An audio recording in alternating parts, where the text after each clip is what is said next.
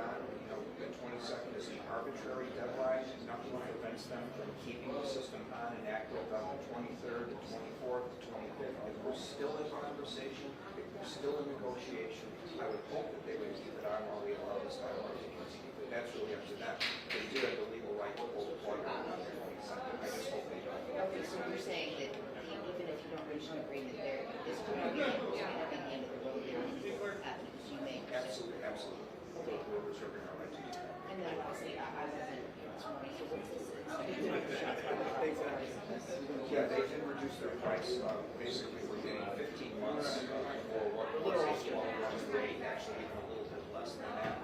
So that's an incentive to get the mayor's team to sign the extension now for the next 15 months and then negotiate an extension after that while we have some time. It buys us some time, allows the system to continue at a lower price than we paid for this year. And what's the price? I think it's like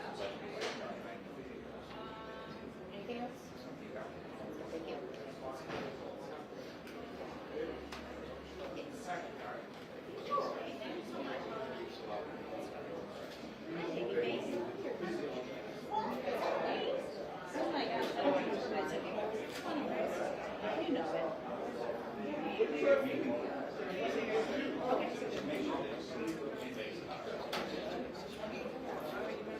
Look at it, he's like, I have to go.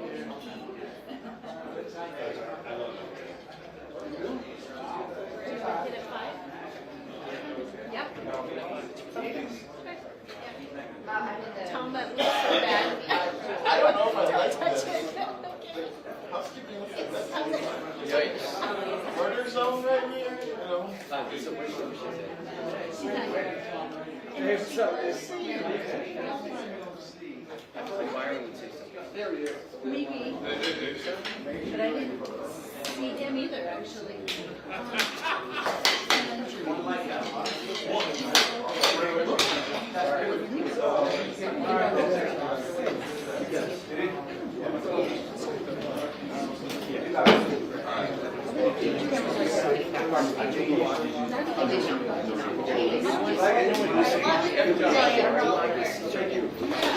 He just got his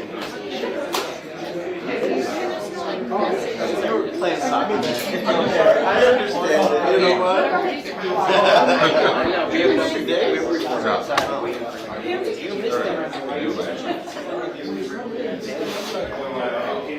No, I have my home. That's a big advantage. What's up? You walk in the door, you have to go I wish I did. I have no time to And it's going to turn into a big one, so you won't be. I do this. Bring those hopes way back down. Bring them down.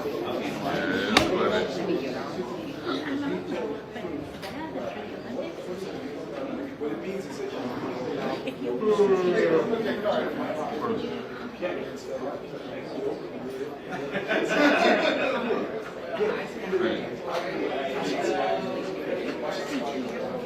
why the ShotSpotter goes on to see it from 6 forward? And so my hope is I would be shutting them out. I would be fostering relationships that are not strong and not empower people. We need technology that captures the moment, locks people up, and gets guns off the street. That's going to be what really works. And maybe in 76 districts, on the whole, we would want to go over. In the last year, we have more police officers coming down the street, more police officers putting out fires, and these needs are getting more heats from residents. And so I can just think about these folks that are watching you. It's not in Chicago. Don't in Chicago watching no there's a technology of our children. Yeah, they should make this phenomenal technology that is put together as units. Four seats that are this technology. This indication is not recognized as identifying in guns officer.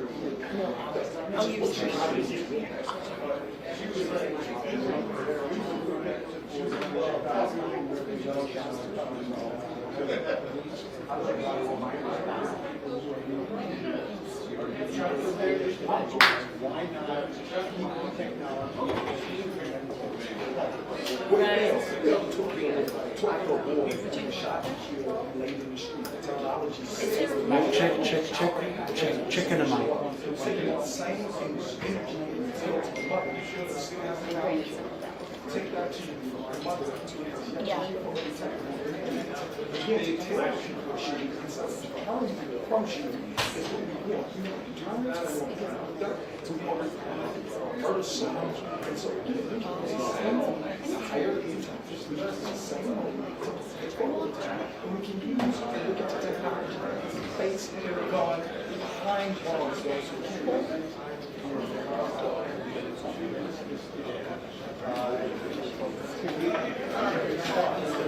That's not mine.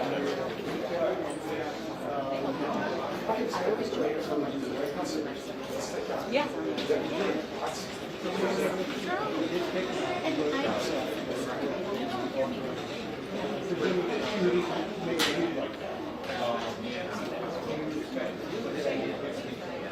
yes, because they move around for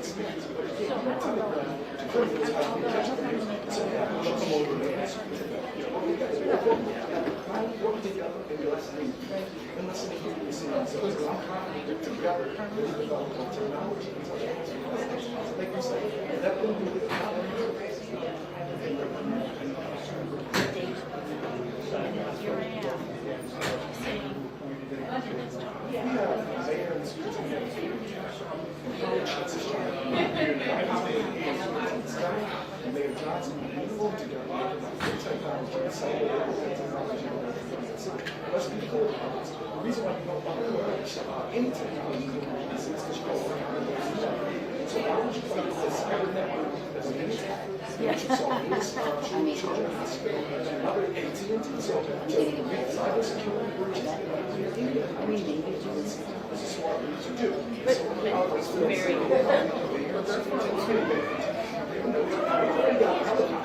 As a result of so again, Do you have the smell? I was like,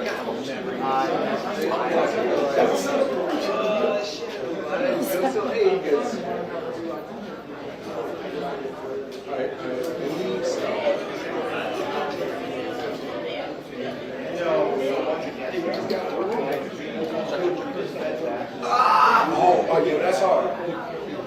Yeah, yo, good luck on that. Steer. Okay. That's good.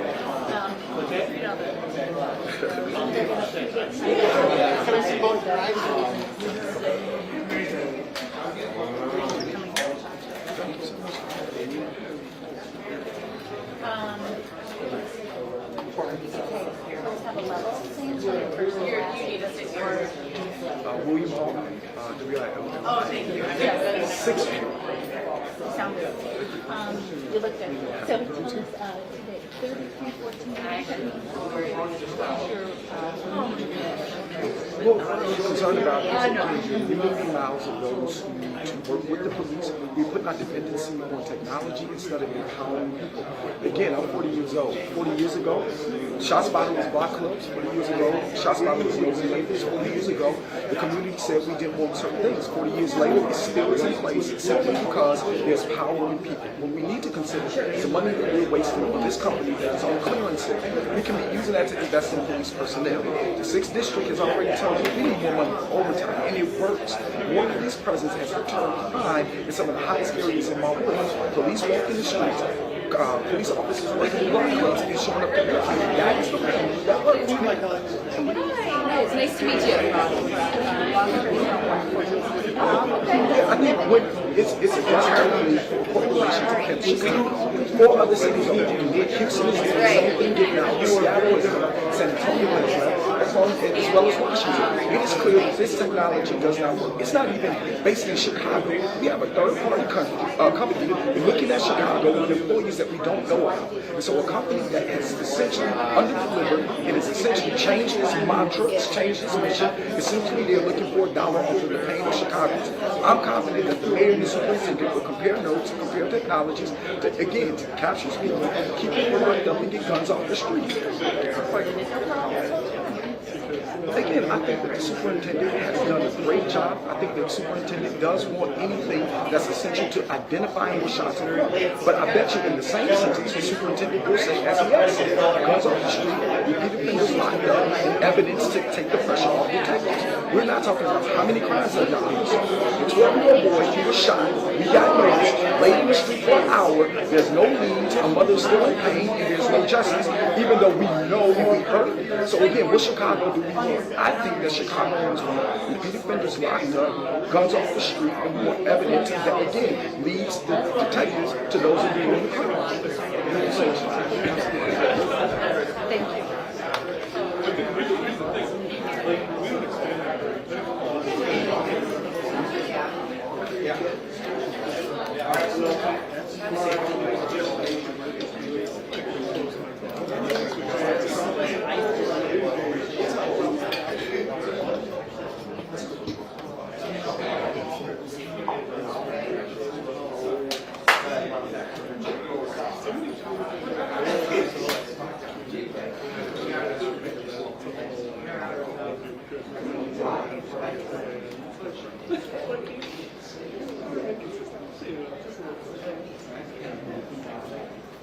But yeah, that's good.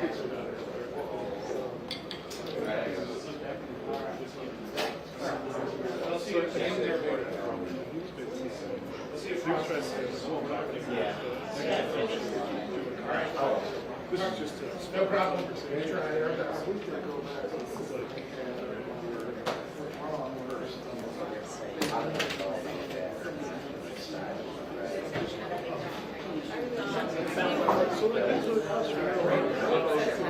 Hello everyone, we're going to get started in about 10 minutes.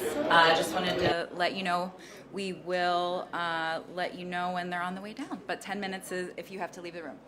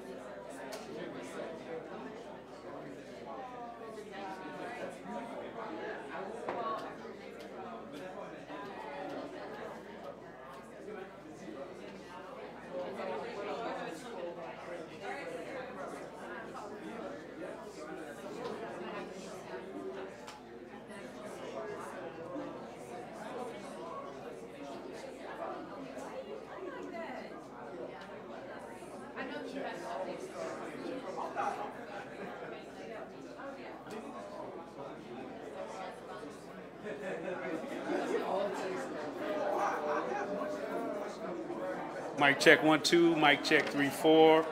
Mic checking the mic. Mic 1. Mic 2. Mic 3. Mic 4. Mic check 1 2.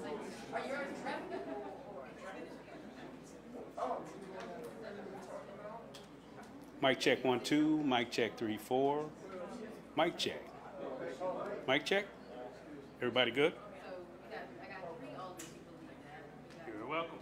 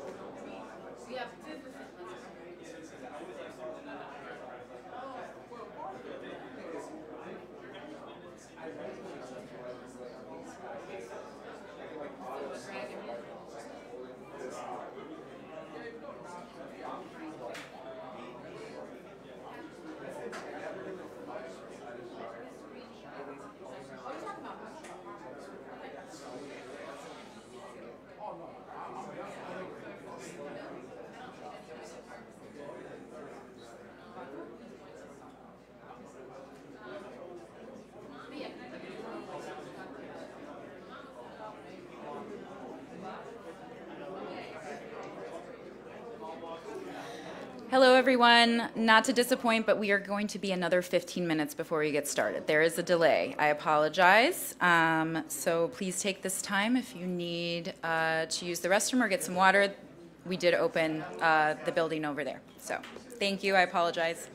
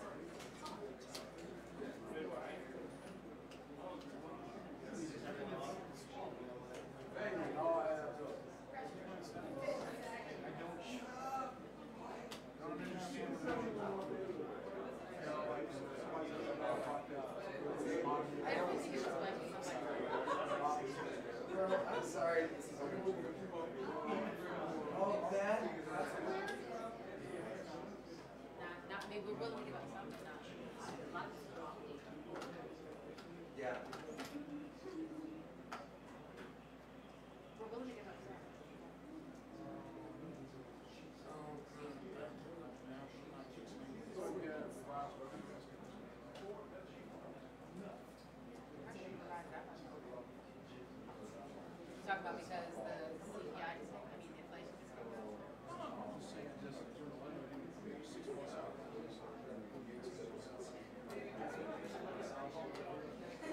up.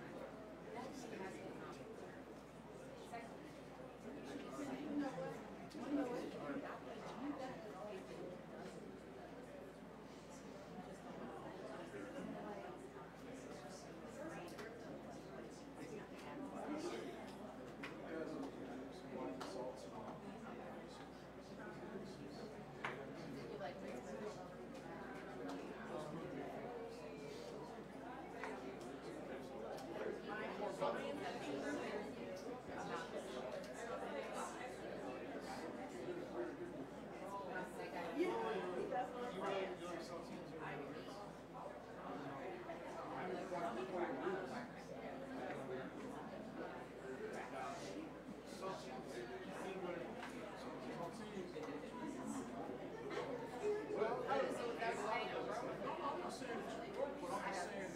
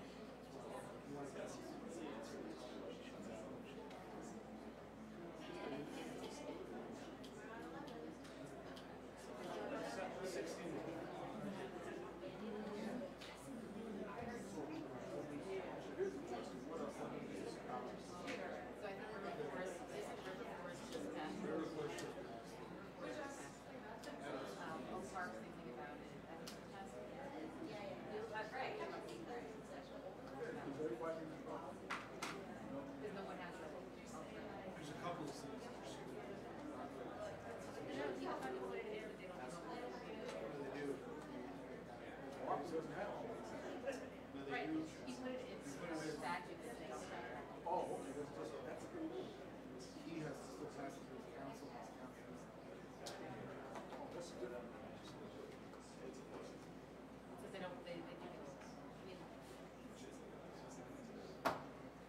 he's able to make it. Rockford Council.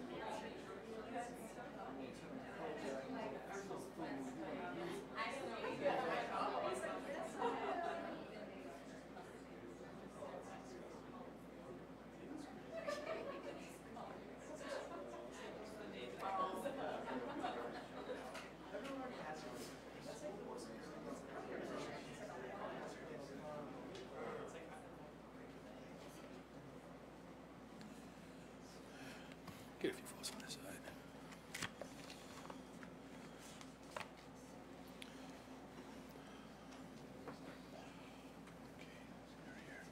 Very good. All right, good afternoon, everyone, and thank you all for being here.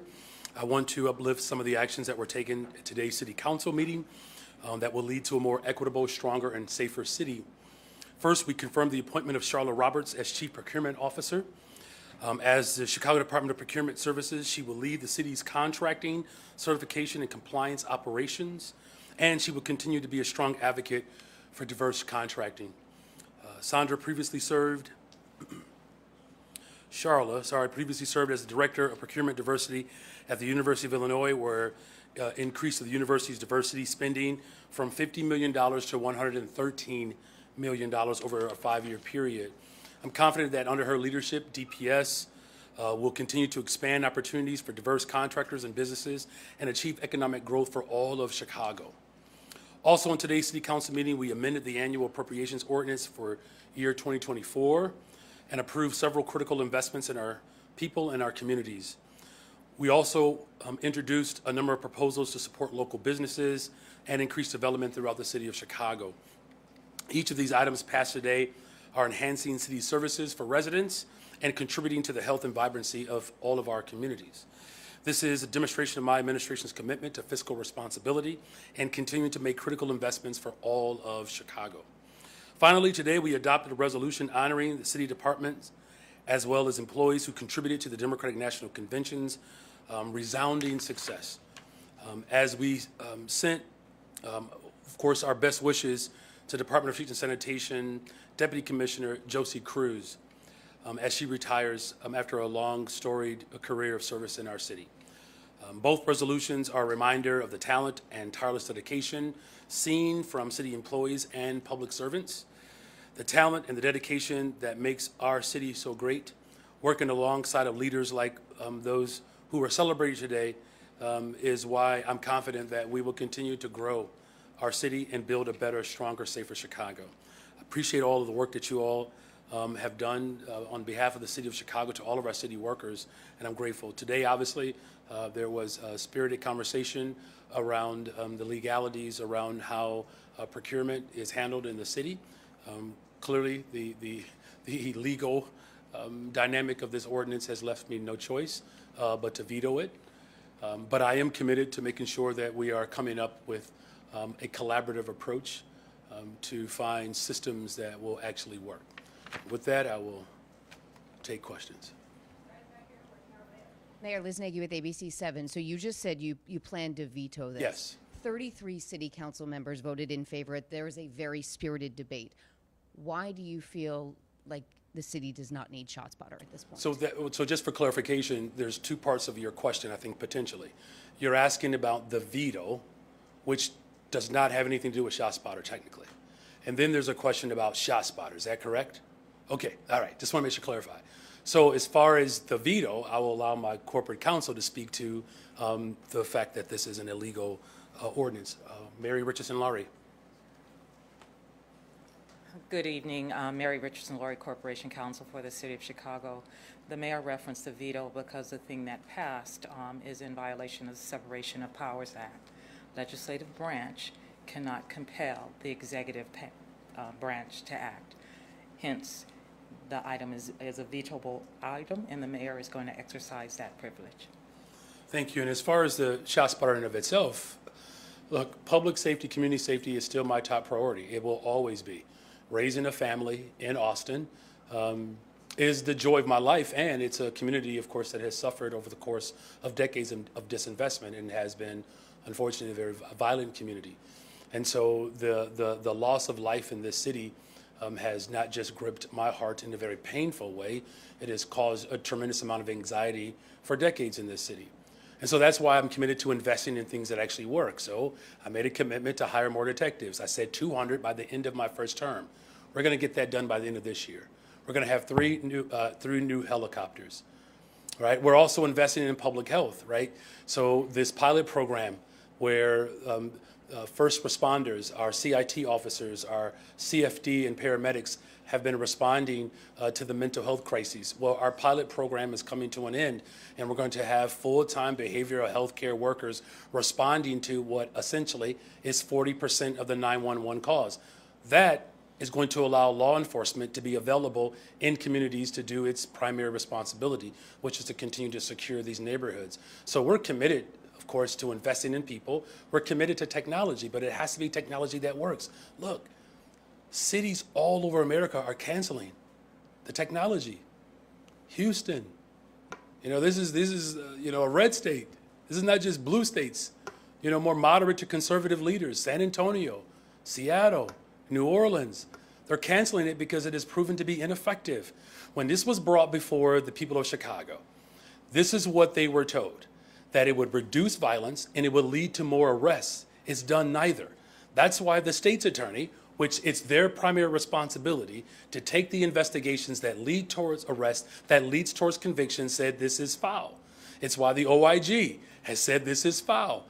Academics all over the city, all over the country, have called this corporation out for what it is. And it's an ineffective tool. And what I'm not going to do is allow the interest and the greed of a corporation to play on the fears and the anxiety of the people of Chicago. But are you ignoring the will of the city and 33 members of city council who voted to keep it by doing that? No. Hey, Alderman. Alderman. That's Sorry. okay, but that would be... Sorry about that. That's, Jeez. no, it's okay. It's been a long one. I've been called worse. I didn't know there was worse. So there were 33 votes against this, or for this ordinance. There were 3 aldermen who did not vote, including one who left the room rather than voting, and he previously supported a previous ShotSpotter ordinance. Are you confident that you can prevent 34 votes to override your veto? Well, look, again, it's illegal. Just keep in mind, it's illegal. You have to start to raise questions of why now, in the interest of democracy, that now that you have someone who is firm in their values of investing in people, that all of a sudden we don't believe that that person should have the powers that every other mayor has had. Look, here's what I'm committed to doing, and I've said this repeatedly. We're going to find a pathway forward. We're going to find technology that actually works, but we're going to keep this in mind. We're going to invest in people, because the fact that those devices are in those communities, it's an admittance that these communities don't have everything that they need. What's interesting about this debate, though, was the alders who spoke about their safe communities, who do not have the detection. Wouldn't it make sense to figure out why those communities don't have those detections? Because they're safe. What makes them safe? Because they're invested in. So guess what I'm going to do for the people of Chicago on the west and south sides? I'm going to invest in them, because that's what keeps people safe. Hi, Natalie Martinez, NBC5 News. 2 questions, 2-parter, sorry about that, but they're quick. 1, what's your response to a 48% discount from ShotSpotter? 2, did you see a social media tweet from Alderman Brendan Riley, and what is your response to it? It said Mazel Tov in the wake of some pager bombings. Well, the 48% discount, I don't really, quite frankly, understand what their motivation is. Is their motivation simply is to make money? Or do they have motivation to actually figure out how we invest in communities? Here's what I would ask corporations to do, not just this one. Pay your fair share in taxes. Do that. Do that. Work to put yourself out of business. We're talking about, a technology that can't prevent violence. It doesn't lead to more convictions. cities all over America, not just Chicago. I want y'all to hear me good. Not just Chicago. Cities all over America are discontinuing their contract with ShotSpotter. I didn't see the tweet. I'm actually not logged on to any social media. Hi, this is Maria Berreyesa from Univision. You say you're going to veto this ordinance. When is that going to happen? It's happening as we speak, right? I mean, look, here's the part that's most important. I'm committed to working with alders to find technology that works. There's been a working group our Deputy Mayor, Garen Gatewood, has been leading for the last several months. We're going to make sure that the various caucuses are briefed on the RFI. I've seen some of those other forms of technology, and I'm actually, cautiously optimistic about some of these that will be presented. But we're going to work with all the stakeholders, Chicago Police Department, the Chicago Fire Department, paramedics, as well as our alders, to make sure that the RFI really speaks to what we're ultimately trying to do, which is to build a better, stronger, safer Chicago. Good afternoon, Mayor. Good afternoon. The council today finally passed an ordinance to ban lobbyist giving to mayors and mayoral candidates. You a few months ago talked about your opposition to it because it wasn't part of a larger ethics package. Today it passed. What led you to drop your opposition? Yeah, so we were never opposed to it. That's not entirely accurate. We were never opposed to it. We just said that if we're looking at responding to corruption, then we should look at the particular body that has had 38, 40 people convicted. Not one mayor has ever been convicted of corruption. Not one. And I'm just simply saying that if we're going to do this, we shouldn't sort of nibble around the edges. We've been in compliance with the executive order. So I hope. First of all, congratulations to Alderman Martin. He's worked hard on this. But this has never been about my opposition. This is more about what transformation looks like. And I still believe that there's still yet a lot to be desired because we have not responded to where corruption has been quite pervasive. Well, then maybe I could rephrase.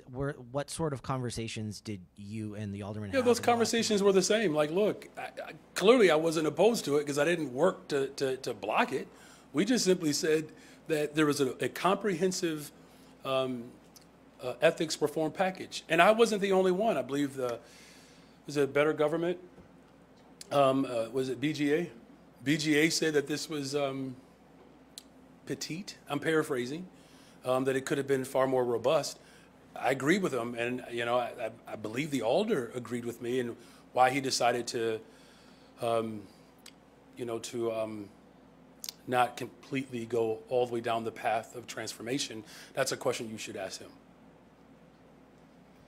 Good afternoon, Mayor. Good afternoon. Today, the City Council voted for Alderman Walter Burnett to become the new zoning chair, but he wasn't your first pick, or maybe even your second. Does the fact that you need to go with a sort of a compromise candidate, what does that say about the traditional power of the mayor to designate chairs of powerful committees? Alderman Burnett is an ally. He was my choice, and we got my choice confirmed today. But he wasn't your first or second. And how do you know that? Because Carlos was first, and then... Well, because he was my first choice for vice mayor, which he made history doing that. And so when Alderman Ramirez Rosa decided that he was willing to step down, we had multiple conversations with many different people, and he's always been a part of the conversation. And today, we secured an ally of mine to be the zoning chair. So do you think that the fact that you decided on what is seen as a compromise candidate says anything about the traditional power of mayors to have their first choice as powerful chairs? Well, again, I'm not going to, go back and forth on, Chicago politics one-on-one, but I'm happy to sit down with you at another time and we can just sort of pontificate. Today, one of my fiercest allies, Alderman Walter Burnett, was secured as my zoning chair. That's the person that I put forward. That's the person that we voted on. And that's the person who won. And good evening, Mayor. I know, right? Good evening. You talked about the ShotSpotter's parent company playing on people's fears, but those fears are there. Yes. What do you say to people out in the communities who have been hearing that some lives are being saved because of ShotSpotter and the police getting there sooner, and afraid that they're losing that in the gap between what's there now and what will come? My top priority is to protect the people of this city, and I spend all day, every day, putting forth efforts to make sure that our people are safe across our city. Now, what I could say to that is that there are things that have made our people less safe, like closing schools. And that's why I fought to make sure that we keep schools open. Closing down and shutting down public housing, that actually makes people less safe, because if you look at the communities where these devices are not needed, that's what they have. And look, I've said from the very beginning, I'm committed to a process that allows us to find technology that helps with response. I'm going to tell people the truth of what it does. And so in my case, I get to lead and tell people the truth. Now, if someone wants their mayor to just simply appease, to help ease their anxiety, that's what led us in this mess in the first place. But if you want a mayor that's going to tell you the truth and do everything in your power, my power, to make sure that the people of this city are safe, then you have the right person. I got a 10, 12, and a 16-year-old and a wife. And I have not always been mayor. I know what that anxiety feels like. I know what that fear looks like. But you know what I also know what anxiety and fear looks like? When you don't know if your paycheck is going to be enough. There are more people who are anxious about their water bills. Ask me how I know. But what do you fear that we're working? No, I'm not. First of all, no, Greg, I'm not afraid. I'm not. It is ungodly to walk in fear. What I'm simply saying is this, that the technology that has been out there has because here's the thing, the technology that exists right now, here's the question, are people still feeling anxious? Yes. Do they still feel afraid? Yes. So the technology has not solved their anxiety and fear.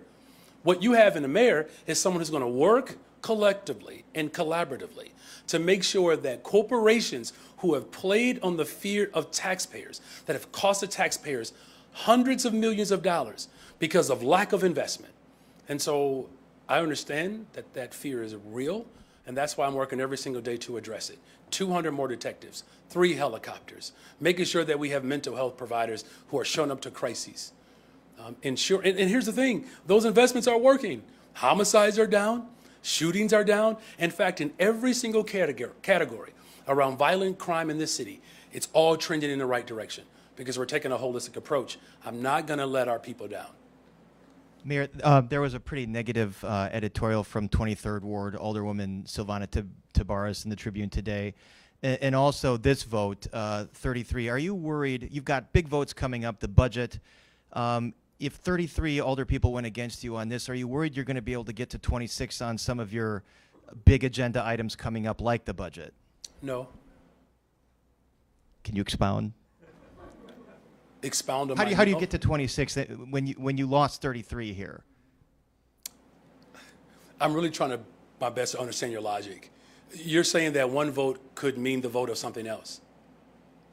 Well, I'm just saying, you're not worried then that it portends perhaps having trouble getting to 26 on some of your other big agenda items?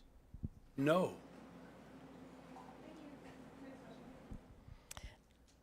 Hi, Mayor. Hi. So you had 33 alders, including someone from your management team, disagree with you on ShotSpotter. You were forced to pivot on your appointment for zoning commissioner. I know one ally to the other, I hear you, but it was still a pivot because people on the council were opposed. There were council members who criticized your choice for legislative affairs director. What are you doing to just calm those tensions or, bring everybody back in the fold with the council, given all of that at a very difficult time as you're trying to get the budget on its way? Mm-hmm. So there was not a pivot. There were multiple names that we were considering. You all happened to hear of one name. There were multiple names that were considered. We went with an ally. Okay. And but do the big picture. My question is I got you. I'm responding to all of your questions, right? Okay. You talked about zoning, you talked about legislative affairs, and you talked about a level of calmness, okay? I'm going to respond to all of them, okay? We have an ally who is my zoning chair. That's a good thing. And he represents a very diverse community. There's beauty in that. There's beauty in that. And there were many names that were discussed. That's the one that I settled on, and that's the one that I got. Settled. Yes. Yes. I could have settled on someone else. But settled seems like that's not your first choice. I want you to step back and say, okay, every time I turn, I've got aldermen yelling at me for something. What do I that's need to not do? new to any mayor. That is not. I just want you to understand, like, how you've been covering politics. So let me just give it to you straight. We continue to bring people together. All of our major initiatives in our agenda, we've been able to carry forward. Sub-minimum wage, we abolished it. Paid time off, we created and expanded it, right? The billions of dollars that we are investing on the west and south sides of the city of Chicago, the $250 million that's going towards homelessness. All of our major initiatives, we've carried through on them. Now, are there individuals that are feeling the weight of doing things differently? Yes, because we are doing things differently. I have a different value system than other mayors. So yes, maybe things went more smoothly when they sold off the parking meter. Maybe things did run more smoothly when they took pension dollars and put it downtown. Maybe things did run smoother when they sold off the Skyway. Maybe things went better when they decided to spend all the money and then left me with the bill. Maybe things did run smoother, but did it help the people of Chicago? No. And so if the most diverse administration in the history of Chicago rubs things a little differently, well, that's the energy that we bring. Look at this stage. We look different. And that's a good thing. And we're moving in a different direction. And there are some people that will feel uneasy. But the way we bring calm is by continuing to show up in our values. Are you meeting with people one-on-one? I meet with all of our leaders, from state reps, state senators, to alders, our congressional leaders. I meet with business leaders, labor leaders, community-based organizations. Sometimes I even take a meeting with my Aunt Betty, sometimes. Hi, Mayor. A question I wanted to ask you really since May about ShotSpotter. When you canceled the contract, you put out a statement. You waited several days before addressing it with the media. You simply said the technology was ineffective.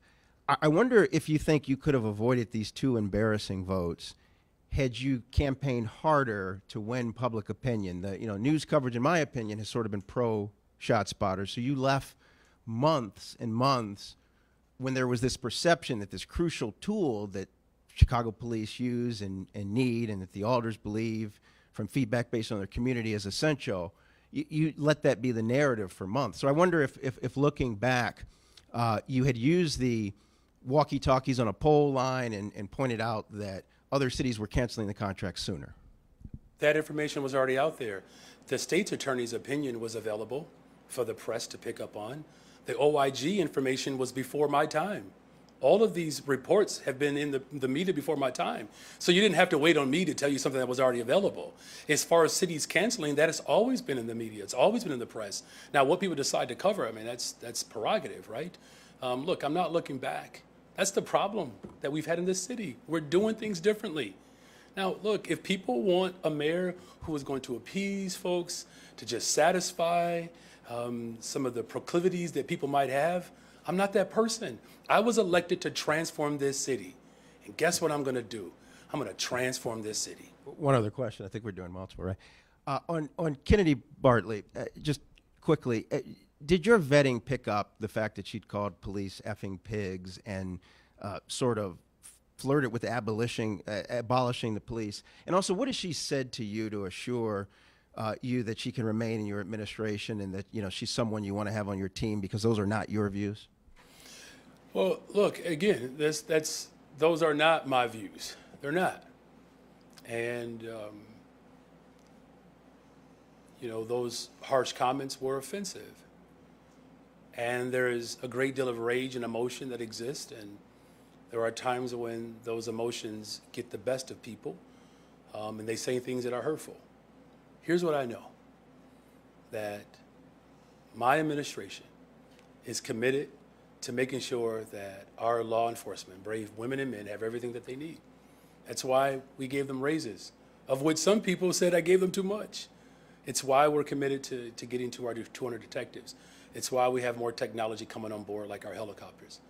It's why we're actually freeing up law enforcement from responding to mental health crises. That's the type of advocacy that the police officers want. Cutting down the ratios with supervision so that it's moving in a constitutional way. You know, the police department has taken my vision and they've embraced it. That's what I know, and I have an administration that is committed to transforming this city and building a better, stronger, safer Chicago. And she has done the right thing by talking to leadership in the police department and apologizing for her words. She's having sit-downs with individuals. Look, here's the beautiful part about my administration. We believe in grace.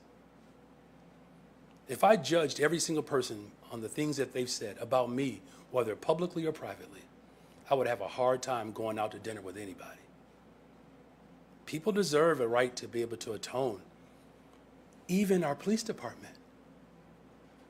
Now look, we are paying hundreds of millions of dollars to atone for harm. Should we not do that? Should we leave it up to the individuals who are responsible for it and make them do it?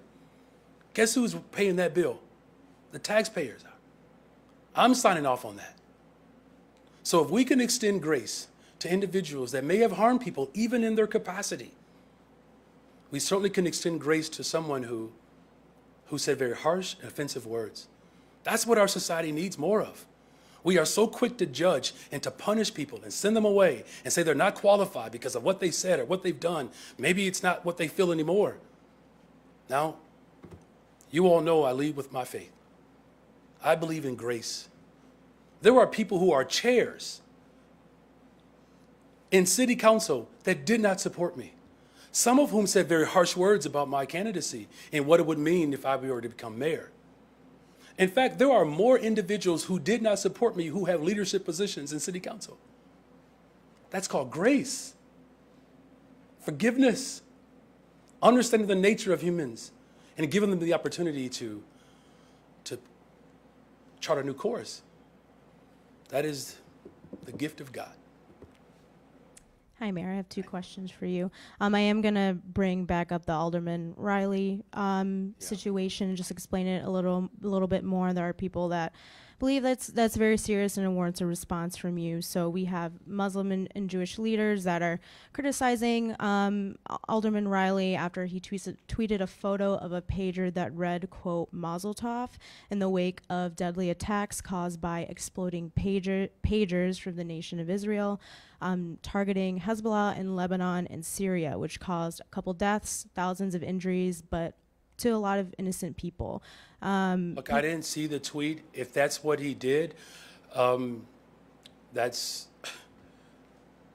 should he face repercussions for that? That's beyond offensive, and he should apologize for it. But should he face repercussions? There's people on city council that have repercussions, such repercussions, censorship, whatever that might be. That's not my authority. I don't have the authority to censure people. If city council members decide to take that up for a vote, we've obviously have seen that happen before. But again, you know, what you are reporting, because I did not see that actual tweet. Again, I am not on social media. I don't have a password or nothing. But if that is what is being reported, he should apologize for it. And it sounds quite horrific and beyond offensive. Alderman Hopkins this morning said during a press conference on ShotSpotter, everyone in this room knows that we have what is called a strong council, weak mayor form of government. Do you agree with his statements here? I'm wondering if you think this statement will impede your ability to work with other members on the council. No, listen, you all. I mean, I get these. I understand how politics have been done in this city before. I do, but I've demonstrated that we're doing things differently. We're not punishing people because of their political views. I don't do that. That is not democracy. and here's the thing, it's also hypocritical. Imagine if we were to allow that type of paradigm to exist where you punish people for their political views and that becomes the norm. I wouldn't be standing here today. The political view of my liberation was something that was opposed by half the country. So should we have said, listen, half the country is not with, the ending of slavery? Does that suggest or somehow that you don't have the will of the people? You know what I'm saying? So I just don't think it's appropriate. And I'm not going to do this to Alderman Hopkins or anyone else. Look, I'm a social studies teacher. I mean, he ain't wrong. I mean, I've taught, Chicago government. That is the design of it. And there are still dynamics that exist within the executive branch that I do have the authority to do, and I should be permitted to do that, and I'm going to do that. Hey, Mayor. Hey. Sound thinking representatives have said they haven't heard from your office for months. How will decommissioning work, and who is going to take down the system when? All right, who that's a pays very for good it? question. First of all, it's not true, but as far as the decommission is concerned, Mary or Gary, and either one of you want to take that on? Which one? Yeah, both could do it if you want. Okay, we'll start with Mary. Affirming the mayor's statement, it is inaccurate to say there have been no meetings or discussions because I've been in them. So that's not factual. With respect to the process of the demobilization, which is how it's referenced in the contract, there is a phasing that is associated with that, and that has to be worked out in detail with the contract provider. That's typically how it works, and that's how it will work here. Thank you very much.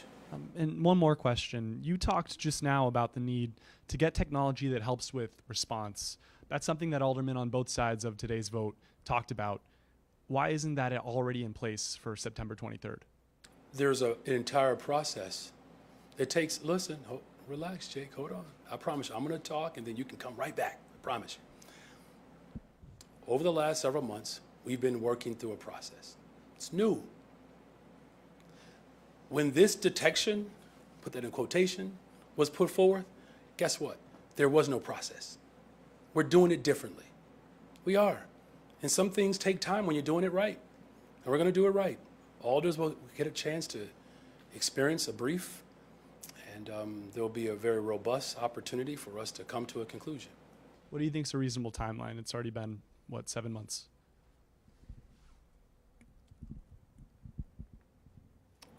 A reasonable timeline is to do it right. It's to do it right. I'm going to do it right. Hi, Mayor. Hey. You pushed the $1.25 billion bond program and the unwinding of TIFs as a way to reverse decades of disinvestment and neglect, releasing locked up money that couldn't be used across the city. So why support the expansion of the Pilsen TIF and lock funding up there? Well, look, that conversation is still going on, and the community is very much interested in providing some significant development that could create jobs in the immediate. Keep this in mind, the reason why we have changed course as it relates to TIFs is because what this TIF is attempting to do for this library, TIFs were not doing. And so, yes, we are winding down, but keep in mind, all TIFs will not be eliminated. There's a process. So part of the pitch from Alderman Sigcho Lopez is to use TIF proceeds for a localized property tax relief pilot, which is not currently an allowable TIF use. Do you think Springfield should change the law to allow that? Well, look, we do need property tax relief, right? I mean, these assessments that have come out have created a great deal of anxiety and fear, legitimate anxiety and fear and harm. There are many things that our budget director, as well as our entire finance team is working with Springfield around a host of potential revenue ideas and areas in which we can provide relief for working people. What's happening in communities like Pilsen, Little Village, Bronzeville, South Loop, even in my neighborhood, Austin, is becoming increasingly more unaffordable. And so that's why this bond and us working hard to build affordable homes is the top priority. And again, we're going to continue to work with Springfield around a host of things, whether it's education funding, housing, homelessness, youth employment, mental health.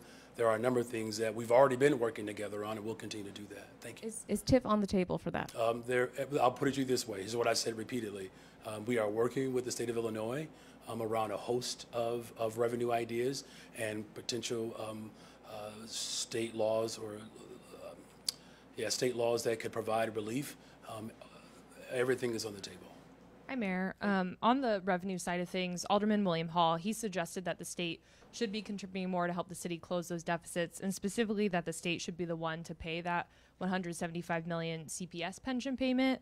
You know, is that an option that you would lobby Springfield on in the upcoming veto session, or a route you plan to take? Well, I mean, when it comes to pension payments, again, I mean, I don't have to, relitigate how the failures has caused this problem in the first place. Here's what I can say is that it's going to take all levels of government to establish a real commitment of revenue that can respond to our pension payment, right? Because property taxes right now in the city of Chicago, I mean, I believe that's the primary bill essentially that we are paying. And that's causing an off balance, right? We have expenditures that have gone down. I believe to our budget director Guzman, I believe we've saved the taxpayers about $200 million so far. Just expenditures have gone down, but the revenues have not caught up with our expenses. So we're all going to have to come together and figure it out. And the state of Illinois, county government, local government around the country are all facing the same dynamic, that we have a lopsided structure where our taxes are primarily based on sales, and there are people who have less who are carrying that weight and that burden, and we do have to shift that dynamic. And on the ethics ordinance that was passed today, do you see that as a rebuke of you after your campaign had accepted and then returned lobbyist contributions? No, it's not. Look, people donate to our campaign who don't know the rules. I don't have the ability to stop you from giving to my campaign, right? So if someone writes a check to my campaign and they're in violation, when we discover that, we send it back. People still might get it wrong. So it's not, people, believe it or not, people don't pay attention to every dynamic of city government, believe that or not. And so it's not a rebuke. We've always been in compliance with it. We just simply said that if you're concerned about corruption, we should actually focus on a full package. And I still stand by that. Hi, Mayor. Hey. Your office has declined to say whether you're taking a pay raise this year, though the deadline to decide on that has come and gone. It's outlined in city ordinance. Can you explain your thinking behind keeping that decision private until budget season? If the deadline has already passed, why not just say what you've decided? And are you taking a raise next year? Well, look, because the way we do budgets in Chicago, we present the entire budget. You don't send piecemeals of things that you will or will not do. Here's what I've said repeatedly: everything is on the table, including raises, everything.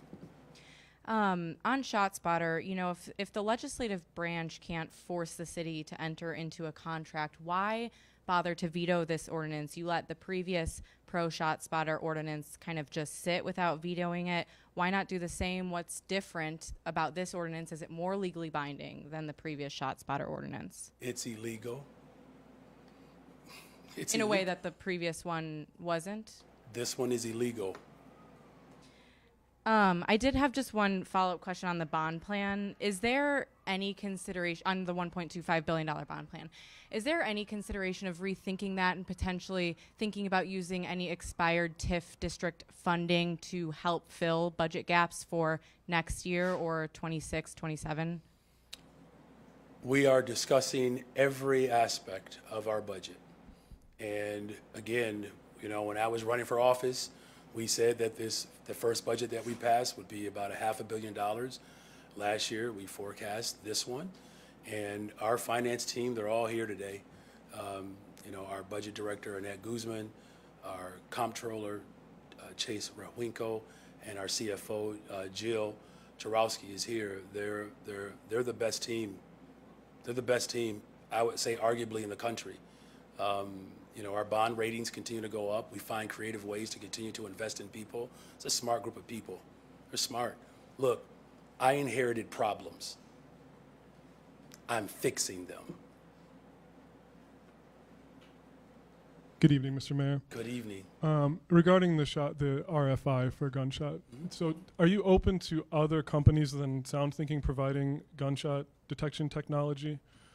Yes, that's what an RFI does, yes. So with regards to the RFI, SoundThinking is currently the largest purveyor of gunshot detection technology in the country. They also have other services like Crime Tracer that are sort of embedded in an overall package that they offer to cities. Should the RFI determine that there are no other players who could service the size market that Chicago has, will you come back to ShotSpotter, or do we say goodbye to gunshot detection altogether? Well, that's going to be a collective decision. The whole point of opening up the process was so that everyone can participate.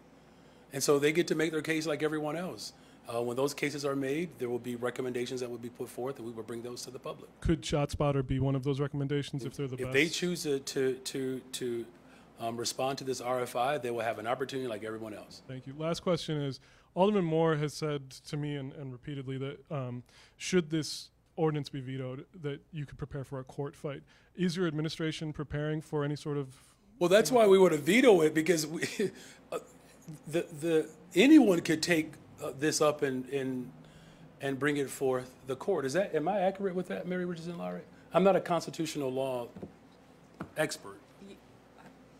To respond to your question, because it was an act by a legislative body that is reserved for the executive body, it is not only challengeable by the executive body, it's challengeable by anyone who would think that they're usurping contractual rights.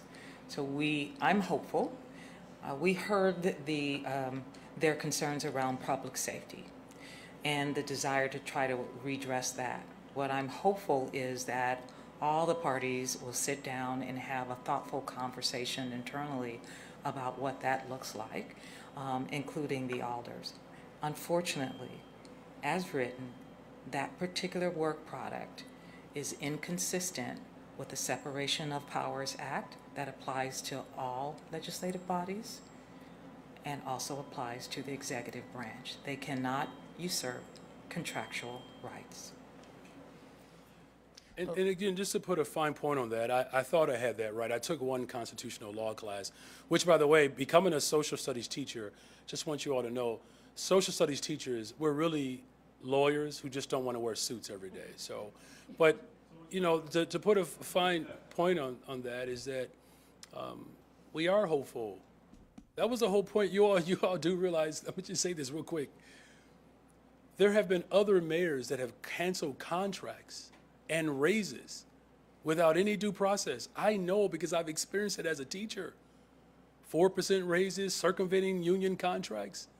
Not only did we make a commitment, you know, on the campaign trail that we're going to tell people the truth, we actually gave them grace, kept it, extended it. We actually commissioned the actual data, because the data points that we had, I did want to see if there would be other examples of how this particular device could serve. But the most important thing here is we're already making investments in community safety.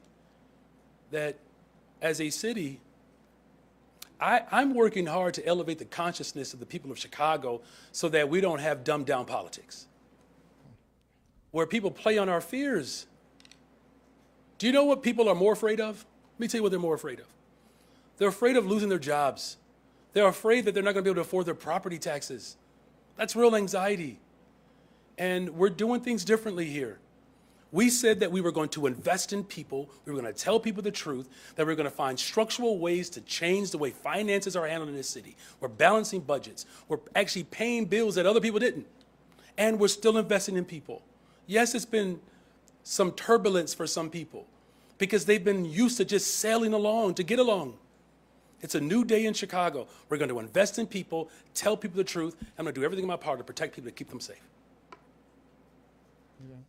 Yeah, my late father was not only a social studies teacher and CPS for about 38 years, he was also a law school dropout. So anyways, you've been quoted as describing ShotSpotter as a walkie-talkie on a stick. So the Hattie McDaniels question is, what do you have better to offer in its place? Yeah, thank you for that. So the work that our Deputy Mayor Gary Gatewood has been engaged in with many stakeholders, stakeholders across the board, including the Chicago Police Department, there are a number of other forms of technology that have captured our interest, and we're exploring all of them. This RFI is going to give the public the opportunity to engage in a way that the administration that brought it in, that they didn't do. That's what I mean. When I say we're doing things differently, we literally are doing things differently. Did anybody in here ever get a briefing on ShotSpotter in 2016, 2017? Like, was there ever a public meeting or discussion about this detection? Was there ever any discourse around whether or not this detection was actually valuable? So when people ask about, you know, what do we have? The fact that you actually get to have that is proof and point that we are doing things differently. That's the whole impetus behind the RFI. So it's not so much about what I have personally, because I'm not a corporate leader in shot detection. Now, based upon how much money, you know, some of these folks have made duping the people of this country, I see why people have, you know, have gone into that industry. But there will be multiple examples in which it will be made available that all of our stakeholders will begin to explore. What technologies are on the short list that you all are looking at? See, I want to be careful, you know, not to look. I don't want anybody to believe that I'm trying to tip the scale in one way or another. Well, we're not I doing would that. just Just say, which ones are you no, looking I at? hear you. I mean, it's a fair question, but all I'm saying is there are other forms of technology that has piqued our interest, and this RFI is going to bring that about.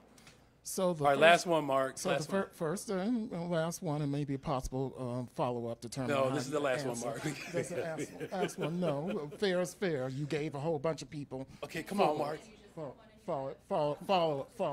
Follow up.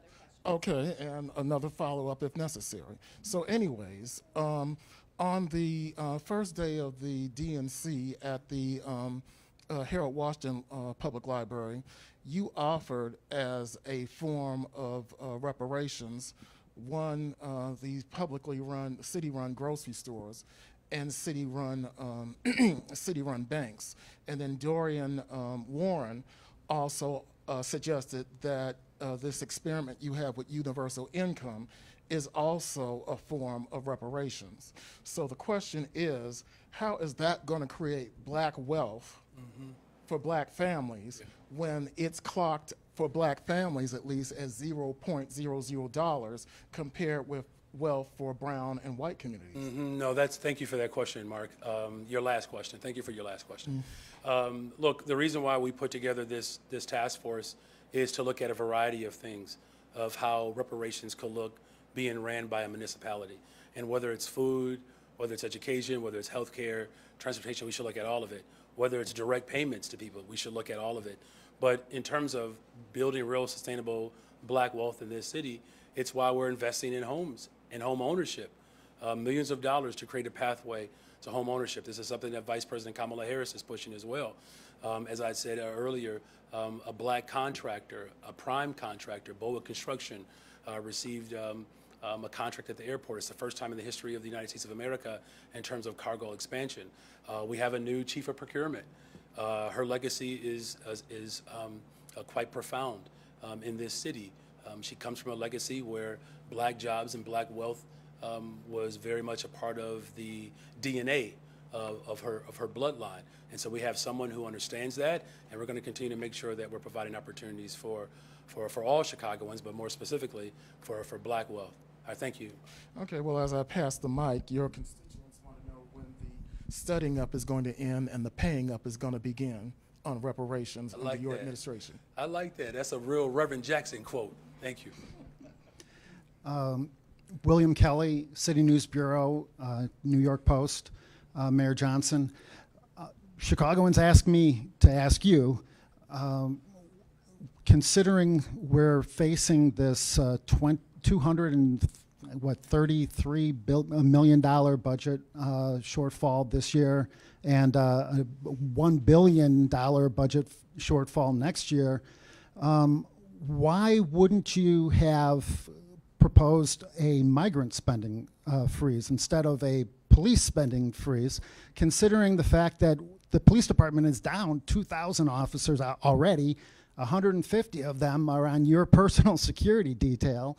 You know, the issue that I hear from regular Chicagoans every day, black and brown, by the way, tell me that violent crime is their number one concern. This is why they want to move out of the city. Well, They've got, you know, if I may finish, they've got, you know, they're concerned about the rise of migrant crime, of shoplifting, of retail theft. Small business owners worry every time they wake up in the morning, are they going to have to go and sweep broken glass out of their from their storefront? Not to mention all of the armed robbery, the carjackings that are, you know, double-digit shootings every week, murder, obviously, you know, and you know, why wouldn't you, you know, why would you prioritize migrant spending over public safety? We're not. We're not. In fact, to my budget director, our budget for the city of Chicago for public safety, what is it, 40% of our spending? What's the percentage of spending? $2 billion budget for the police department. So it's a $2 billion budget for a police department, $2 billion budget for the police department. So we do prioritize. It's not 40%, my apologies, but we spend $2 billion on community safety just for policing alone. So it is a priority. It's the top priority that I have as mayor of the city of Chicago. And since I've been mayor, there's been double-digit reductions in homicides. Hold on, relax. There's been double-digit reductions. So homicides are down, shootings are down, and every single category of violence in this city, it's down. Now, one of the reasons why it's down is because I made a commitment to hire more detectives. We've done that. We have 3 helicopters, brand new ones, by the end of the year. You know, we are investing in mental health support so that police officers don't have to show up to mental health crises, right? So all of this is contributing to our overall effort to build a better, stronger, safer Chicago. Now, you know, as far as, you know, spending is concerned, look, we have prioritized the west and south sides of the city of Chicago.